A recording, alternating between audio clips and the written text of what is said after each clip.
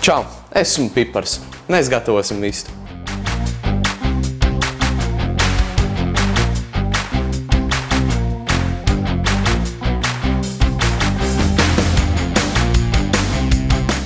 Mēs liksim klāt vistas filējai kanēli. Ja izklausās dīvaini, varbūt, bet es apsolu, būs ļoti garšīgi. Kā arī būs citrona miziņa, un mēs šīs te vistas kotletes, mēs viņas taisīsim tā kā vistas stilbiņas. Tad mēs uzliksim uz kanēļa stanziņas to kotleti, un tad viņi varēs tā ēst. Esmu spicākais eksperts, esmu huligāns virtuvē, esmu pētersiļu partizāns, Mīklas meistars. Tad tas, ko mēs tagad ātri izdaram, sagriežam visu nedaudz mazākos gabalos, lai mums būtu vienkāršāk to visu sablendēt. Nepieliekat pārāk pilnu, bet man šķiet šeit visa tā filēja varētu salīst, viņš nav tik pilns. Tātad uzreiz sablendējam vistiņu. Tuš!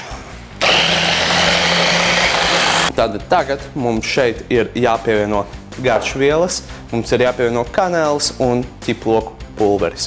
Vienu tejkaroti kanēļa, 2 tejkarotes ķiploku. Visu samaisam kārtīgi. Es kādas 7 stundas ar rokām taisīju makaronus. Ja man nebija pastas mašīna, tātad es ņēmu mīklas rulli un rullēju to mīklu, līdz viņa bija pietiekami plāna. Man izskatās, ka es visu esmu samaisījis. Fantastiski jau tagad smaržo pēc ķiplokiem un kanēļa. Tagad ar mitrām rokām mēs uztaisīsim kotlets. Ar mitrām rokām ir vieglākais veids, jo tad nelips maltā gaļa pie pirkstiem. Ieveidojam viņu aptuveni tā, kā izskatītos vistas stilbiņam gaļa, un tad tālāk mēs vienkārši ieliekam iekšā šo te. Kaut kā tā. Nebaidamies tā kārtīgi izspiest šito gaļu, tāpēc, ka mums vajag, lai viss tas gaiss, kas būtu iekšā, lai viņš tiktu ārā, lai mums būtu pēc iespējas kompaktāka tā kotlete un lai viņa vienkārši nebruktu. Ja?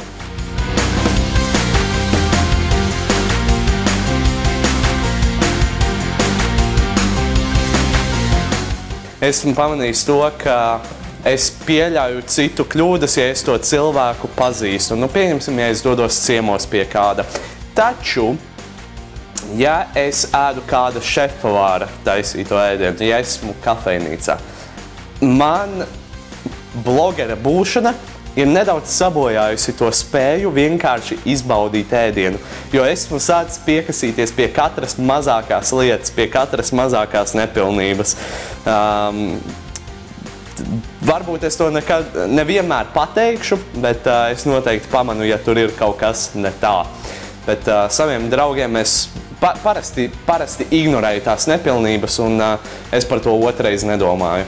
Tagad mēs huligānēsim, es nezinu, kā tas sanāks, bet mēs mēģināsim, mēs līdz beigām cīnīsimies, lai šitas citrons būtu šajā receptē.